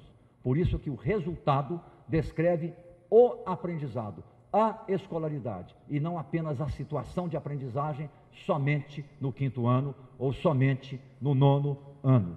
Quando a gente entender isso, saber fazer isso, saber construir desafios dessa forma, nós teremos entendido tudo sobre o que é o ensino a serviço do aprendizado do aluno. E quando nós entendermos que o aluno não aprende por osmose, como se diz em química, que o aluno não só aprende por repetição, que ele não só aprende por memorização, não é aprendizagem mnemônica, por memorização, e não é por repetição, que o aluno aprende sendo desafiado a se apropriar, transformar, transgredir, experimentar, criar hipóteses, errar, experimentar, criar e produzir alguma coisa, um para-casa, um desenho, um cálculo, uma redação, uma expressão oral, uma representação teatral, aí nós vamos entender na plenitude o que é o conceito de aprendizado. O aprendizado implica criar uma obra. Criar uma obra. Qual obra? O para-casa, a oralidade, o texto, a conta, o cálculo, o desenho, o que seja, criar algo de próprio, se apropriar do conhecimento, aplicá-lo e criar algo próprio na forma de um produto, uma redação, um bilhete, um cálculo, uma hipótese, o que seja. É isso que o aluno quer. É disso que o aluno gosta todo dia na sala de aula. É isso que a BNCC chama de protagonismo. Isso pode ser feito ora individualmente, ora em grupo. Então o professor vai trabalhar um assunto como vida e evolução, ele chega na sala de aula, estão todas as crianças organizadas em grupos. Vamos repetir as metodologias da pré-escola no ensino fundamental e no ensino médio. Sempre deram certo. Trabalhos em grupo, desafios em grupo, com orientação. Você introduz um assunto e já propõe o desafio. A criança vai buscar informações no livro, no computador, num outro tipo de fonte de informação. Discutem entre si, formulam hipóteses, tentam descobrir um caminho, desenham, elaboram um produto e apresentam. E o professor, no final, como mediador, faz a síntese, explora todas as possibilidades de aprendizado dos alunos, consolida aqueles aprendizados, faz uma síntese final e introduz um novo assunto. Chama-se consolidação do aprendizado. Por que é absolutamente consolidar e seguir consolidando nas aulas consecutivas? Porque tem uma pesquisa chamada Geração Escolar, pensada em 2000, aplicada em 2002 até 2005, a 19 mil crianças que aos 7 anos estavam na antiga primeira série e que concluíram aos 10 anos a antiga quarta série. Essas crianças, no primeiro ano, foram submetidas à maneira de Portugal à leitura de um texto, ou o texto foi lido para elas, para que depois, com perguntas, elas interpretassem o texto lido. Isso foi aumentando de complexidade até a quarta série. No primeiro ano foi um sucesso. Das 19 mil crianças, 81,3% estavam alfabetizadas. No entanto, no final da quarta série, 81,3% alfabetizadas no primeiro ano, aos 7 anos de idade, naquela época. No final da quarta série, somente 4% das 19 mil crianças apresentavam um aprendizado esperado para crianças de 10 anos concluintes da quarta série. Por quê? Cresceram e aprenderam, e na própria escola onde aprenderam, houve uma desconstrução do aprendizado. Uma desconstrução. Daí surgiu o conceito de consolidação. O aprendizado de hoje você consolida amanhã. Daí a uma semana você volta aquilo e reconsolida. Você checa, até que de fato você tenha clareza de que a criança internalizou, compreende e é capaz de usar normalmente, por música, aquele conhecimento adquirido, processado e internalizado. Né? Deixa eu ver se tem mais alguma coisa. Aqui eu já falei. Aqui nós temos uma matriz, que esse material vai para vocês vão ter uma cópia disso. São os objetivos de aprendizagem e desenvolvimento, relacionado aos campos de experiências, o eu, o outro, o nós, até espaços e tempos, para crianças, lá, de 0 a 1 ano e 6 meses. Lá, ó. Na próxima lâmina, crianças de 1 ano e 7 meses até 3 anos e 11 meses, na educação infantil. Depois, de 4 a 5 anos e 11 meses, e aqui nós temos a transição da educação infantil para o ensino fundamental, segundo a BNCC, professora do segundo período da educação infantil e professora do primeiro ano do ensino fundamental. Você trabalha no segundo ano, segundo período da educação infantil. Terminou o ano letivo, você tem um mapa do aprendizado e do desenvolvimento no portfólio de cada uma das crianças da sua turma. Você tem a síntese final. No campo de experiências, cada um deles, o que as crianças aprenderam até o término do segundo período. Você é a professora do primeiro ano. O certo é, o que ela fez e preparou, você vai receber os alunos que eram dela, você receber aquele mapa, que não é só cognitivo, é todo aquele conjunto de habilidades múltiplas, inclusive que tem a ver com emoções e etc. Você lê aquilo, você já tem uma percepção forte sobre cada uma das crianças que você recebeu. Ao elaborar o perfil de entrada de aprendizado dos seus alunos no mês de fevereiro, é claro que você vai ter aquilo como uma base para você mesma observar e chegar às suas conclusões. Qual é o problema? Quando fazemos isso, não há nenhuma garantia de que na mesma escola, onde coabitam a educação infantil e os anos iniciais, que a diretora e a pedagoga irão assegurar que esta professora passe para esta professora o perfil cognitivo de cada um dos alunos. Todo o trabalho que ela fez, ela não leu, nem soube que ele existe. Isso acontece com muita frequência na mesma escola que cria um muro de Berlim entre a educação infantil e o ensino fundamental. Imagine-se entre escolas diferentes. Então não me digam que os problemas que nós temos de qualidade do ensino e do aprendizado são gerados por Deus e pelos apóstolos, pelos governantes apenas e pelos seres humanos outros, pelas famílias e assim por diante, porque nós mesmos criamos no meio de nós problemas que não deveriam existir. Estou exagerando? Bom.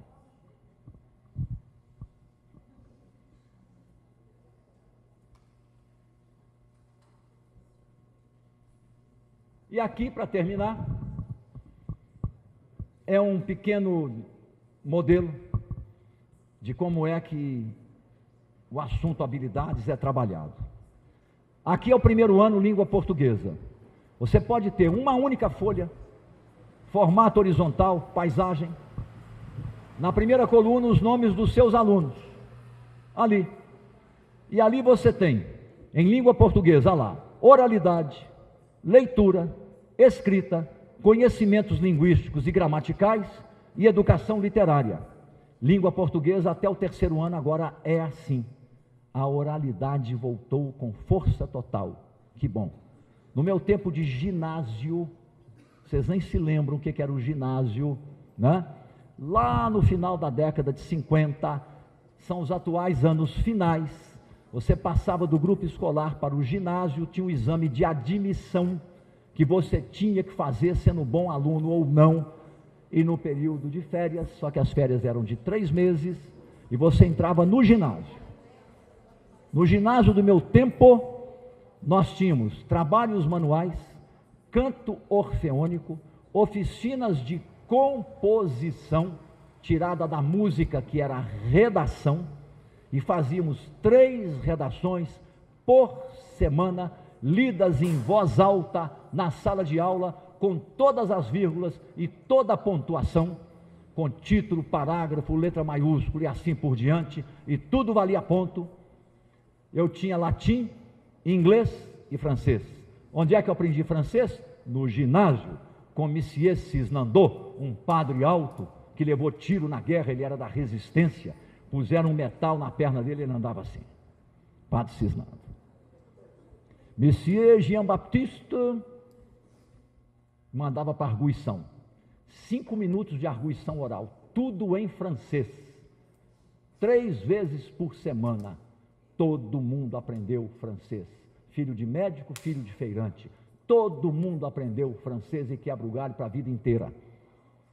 Oralidade, arguição oral nunca fez mal a ninguém, mas aboliram a arguição oral, aboliram a tabuada, aboliram o ditado, aboliram a redação, aboliram a abolição, aboliram tudo que dava certo. E agora estão reconhecendo que tudo que era bom, continua bom e deve voltar. E deve voltar. Nem sempre a modernidade é superior à tradição. O tradicionalismo é péssimo, a boa tradição é ótima. Aliás, não se constrói a modernidade sem a base da boa tradição. Tudo que antes dava certo, sempre deu certo. Gerações e gerações foram alfabetizados assim. Podemos melhorar, mas não podemos abdicar e abandonar o que sempre deu certo. Que sempre deu certo, por que não? Então aqui, nós temos em oralidade 1, 2, 3, 4, 5, 6 habilidades. Temos em leitura, acho que 9. Temos em escrita, 8. Temos em conhecimentos linguísticos e gramaticais, talvez umas 15. Que bom que voltou conhecimentos gramaticais. Inventamos a teoria segundo a qual gramática aprende-se em ato no uso da linguagem. Não sabíamos. Não sabíamos disso, que gramática se aprende somente em situação de uso da linguagem. Também, mas não somente, né? Gramática é a matemática da linguagem. É a matemática da linguagem. Educação, ou é a lógica da linguagem. Educação literária, temos lá umas 8. Como é que você vai elaborar o seu planejamento semanal de aula a partir desse mapão? Na semana 1, você vai trabalhar com uma habilidade da oralidade, que tem um número ali. Você vai trabalhar com uma habilidade ou 2 da leitura, que tem os números sequenciados ali. Você vai trabalhar com uma habilidade da escrita. Você vai trabalhar com uma habilidade ou 2 do conhecimento linguístico e gramatical. E vai trabalhar com uma habilidade da educação literária. Na semana 2 você pode repetir. Na semana 3 você introduz, além dessas, mais uma habilidade. Você vai modulando, percebendo o ritmo de aprendizagem de cada um dos seus alunos, vai testando, modulando e experimentando. Só que, para cada habilidade, vocês vão ter que perguntar a si próprias como é que eu vou didatizar o ensino e o aprendizado dessa habilidade. Quais os recursos didáticos? Quais as sequências didáticas que eu vou utilizar? O conto, o reconto e a escrita após o reconto? A dramatização? Quais as sequências didáticas que eu vou utilizar? Depois eu vou avaliar quais que deram certo, quais que não deram certo. Todos os alunos aprenderam o que se esperava que aprendessem? Alguns não aprenderam? Como é que eu vou fazer? E vou pedir ajuda para esses alunos que não aprenderam virem a aprender. Que outra abordagem? E assim por diante. Então não basta ter o domínio intelectual do discurso da habilidade. Nós somos professores, então nós temos que pedagogizar o uso da habilidade. Portanto, nós temos que didatizar para chegar no chão da sala de aula o como é que nós vamos ensinar para o aluno aprender da melhor maneira possível. Desafio ao aluno, tarefas ao aluno, como? Sequências didáticas. Que sequências didáticas? Você tem um mapa de possibilidades. Na segunda-feira eu vou trabalhar com 2. Na terça-feira eu vou trabalhar com outras 2. Na quarta-feira eu vou repetir a primeira da segunda-feira, a primeira da terça-feira. Na quinta-feira, outras 2 sequências didáticas e assim por diante. Quais materiais didáticos que eu vou utilizar? Computador, o pendrive, o data show, a mapoteca, o corpo humano, a cabeça humana. Quais materiais didáticos? Dependendo do assunto, eu vou levar para a sala de aula. ou até vou representar pelo Data Show com um grafismo. Vou trabalhar o triângulo, vou trabalhar, por exemplo, no 6º ano, o Teorema de Pitágoras, o quadrado da hipotenusa é igual à soma dos quadrados dos catetos. Eu vou pegar um triângulo isósceles, vou projetá-lo tridimensional, girando, vou fazer uma demonstração geométrica, vou fazer uma demonstração algébrica, todo mundo vai entender, o bicho rodando, tridimensional, está compreendido, pronto. Por que eu vou dispensar um recurso da tecnologia se ele está disponível? Porque eu não estudei, eu não planejei minha aula. Aí o aluno não vai gostar, o aluno vai perturbar a sua aula, porque ficou desinteressado. Tudo isso está na internet, então entrem na internet, que vocês vão descobrir um mundo novo, reduzam o tempo das consultas a, como é que chama? Instagram, e vai por aí afora, Facebook e tudo mais.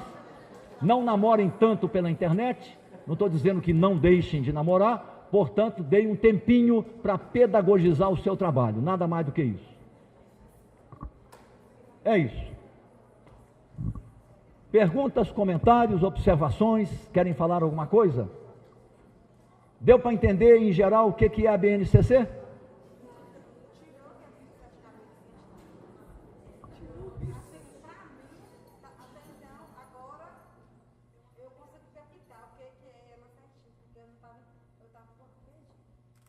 Eu estava achando que era um pavão misterioso. E aí, gente? Tudo certo? Ok.